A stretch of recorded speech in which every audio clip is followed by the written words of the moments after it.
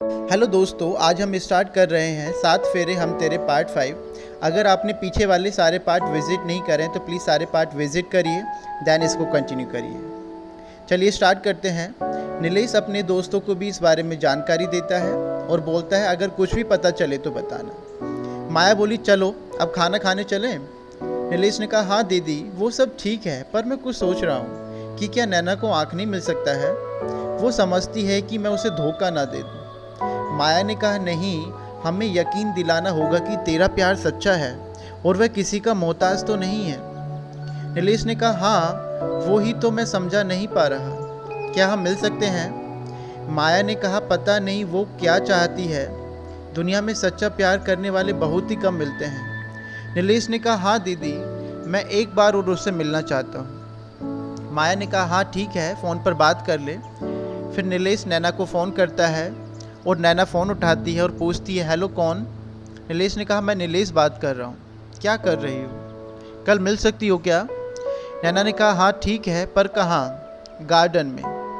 नीलेश ने कहा हाँ पता है, तुमको पेड़ पौधे बहुत पसंद हैं। नैना ने कहा हाँ, पर तुम्हें सब पता है मेरे बारे में। नीलेश ने कहा हाँ तो चलो कल आता हूँ मैं। फिर कल के इंतज़ार में बेसुध नीलेश किसी तरह रात को खाना खाकर सोने चला गया। दूसरे दिन सुबह जल्दी उठकर तैयार होकर बालकनी में कुर्सी पर बैठ गया। माया भी चाय की प्याली लेकर आ गई। नीलेश ने कहा देखो दीदी, नैना ने कितने जतन से पौधों को सींचा है। माया ने कहा हाँ भाई, जो पौधों को इतने जतन से सींचा है वो भला किसी इंसान को प्यार करना भी जानती होगी। नीलेश हंसने लगा और तभी नैना बालकनी में आकर पौधों को पानी देने लगी। माया ने देखते ही कहा गुड मॉर्निंग नैना। नैना ने भी सुनकर कहा ओह माया दी गुड मॉर्निंग। और नीलेश गुड मॉर्निंग। नीलेश ने कहा हाँ गुड मॉर्निंग। माया ने कहा नैना कितने जतन से पौधों को पानी देती हो। नैना ने कहा हाँ दीदी, ये पौधे हमारे दोस्त हैं, ये बेजुबान हैं पर जान है हमारी। नीलेश इतने में ही अपने कैनवास पर एक सुंदर सा चित्र बनाने को तैयार हो गया। माया ने कहा वाह भाई कितना सुंदर है, काश नैना इसे देख पाती। नैना ने कहा हाँ नीलेश, अपने हाथ को 2 हाथ कर दो, अपने चित्र को देश में विदेश में फैला दो।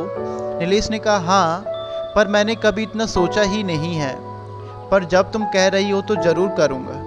नैना मुस्कुराते हुए अंदर चली गई। फिर माया भी स्कूल के लिए निकल गई और नीलेश अपनी पेंटिंग पूरी करने लग गया, जिसमें एक लड़की पौधे को पानी देती हुई नजर आ रही है। फिर शाम होते ही नीलेश सीधे नैना के घर पर गया और कहा आंटी आप कैसी हैं। कोकिला ने कहा हाँ ठीक हूँ। फिर नैना तैयार होकर आ गई। नीलेश ने कहा चलें। नैना ने कहा हाँ ठीक है। फिर दोनों निकल गए। नीलेश पैदल चलोगी। नैना ने कहा हाँ ठीक है। नीलेश ने कहा गार्डन पास में ही है। नीलेश ने नैना का हाथ पकड़ लिया। नैना ने कहा नीलेश ये हाथ कभी छोड़ोगे तो नहीं। नीलेश ने कहा मरते दम तक नहीं। नैना एकदम से रोने लगी और फिर बोली तुम भी ये सब बोल रहे हो। नीलेश ने कहा हाँ देखो, जब तक जिंदा हूँ तब तक हाथ कभी नहीं छोड़ूंगा, पर मरने के बाद तो नहीं पता।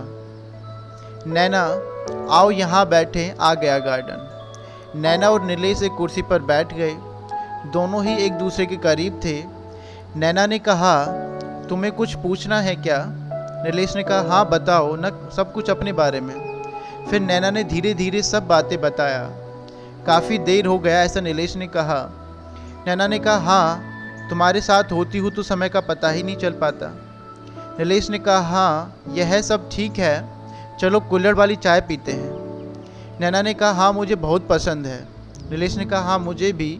फिर दोनों ने चाय पी ली और फिर दोनों एक दूसरे का हाथ पकड़कर घर की तरफ चल दिए। नैना को अंदर तक छोड़कर नीलेश चला गया। घर पहुंचकर ही नीलेश को एक फ़ोन आया और ये फ़ोन किसी और का नहीं, सिर्फ नैना के आंखों के डोनर का था। नीलेश बहुत देर तक बात करने लगा। फिर माया ने रात को डिनर करते समय पूछा कि नैना का डोनर मिला। फिर नीलेश किसी तरह से खाना खाकर उठ गया और फिर बोला कि दीदी आप कितनी चिंता करते हो। माया बोली अरे भाई है तू मेरा, कैसे चिंता ना करूं। इस तरह से दिन निकलने लगे। नीलेश पूरी शिद्दत से नैना के लिए डोनर खोजने में जुट गया। रोज़ अखबार को अच्छी तरह से पढ़ता था कि कहीं ना कहीं कोई तो होगा। और फिर एक दिन शायद किस्मत ने डोनर खोजने में मदद मिला। अखबार में ही एक ऐड था जिसमें लिखा था कि आई डोनर, साथ में एक नंबर भी था। नीलेश देर न करते हुए तुरंत दिए हुए नंबर पर फ़ोन किया। फ़ोन की घंटी बज गई, किसी ने फ़ोन नहीं उठाया। नीलेश सोचने लगा कि क्या करें। फिर कुछ देर बाद नीलेश ने फ़ोन किया, तब जाकर फ़ोन उठाया। उधर से आवाज़ आई तो नीलेश बोला कि अखबार पर ऐड देखा था कि उसी के बारे में पूछना है।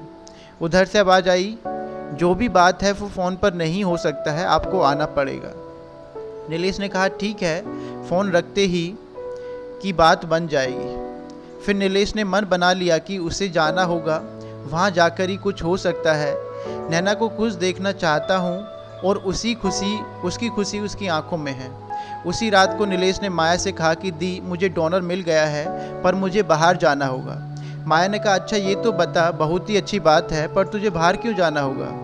यहाँ से नहीं हो सकता। नीलेश ने कहा नहीं दीदी, एक बार जाना पड़ेगा, इधर का सब काम निपटा कर रविवार को चला जाऊँगा। कुछ देर बाद ही कोकिला का फ़ोन आया। नीलेश ने कहा नमस्कार आंटी। कोकिला ने कहा कल नैना का जन्मदिन है तो तुम लोग आमंत्रित हो। नीलेश ने कहा अच्छा कल है, हम ज़रूर आएंगे। फ़ोन रखते हुए नीलेश ने कहा कि कल नैना का जन्मदिन है, हमें बुलाया है। माया ने कहा हाँ ठीक है, चलेंगे। फिर माया रोज़ की तरह स्कूल के लिए निकल पड़ी और नीलेश अपनी पेंटिंग में लग गया। अब ज़्यादा से ज़्यादा पेंटिंग बनाने लगा, नैना को याद करके। शाम को चाय पीने के बाद माया ने कहा चल नैना के जन्मदिन पर कुछ लेकर आते हैं उसके लिए। नीलेश ने कहा दीदी आपने तो मेरे मुंह की बात छीन ली, चलो फिर दोनों लोग मार्केट चलते हैं। नीलेश ने कहा दीदी उसे एक सलवार सूट देते हैं, एक प्यारे से रंग का। माया हंसने लगी, ओह मेरा भाई। फिर बहुत सारे कपड़े देखने के बाद नीलेश को एक गुलाबी रंग वाली सूट पीस पसंद आ गया। फिर वो पैक करने को कहा। माया ने कहा चल अब एक हैंड बैग लेते हैं।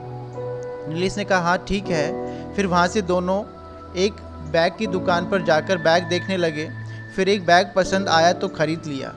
फिर दोनों घर आ गए। नीलेश बहुत ही खुश था क्योंकि अब सब कुछ ठीक हो रहा था।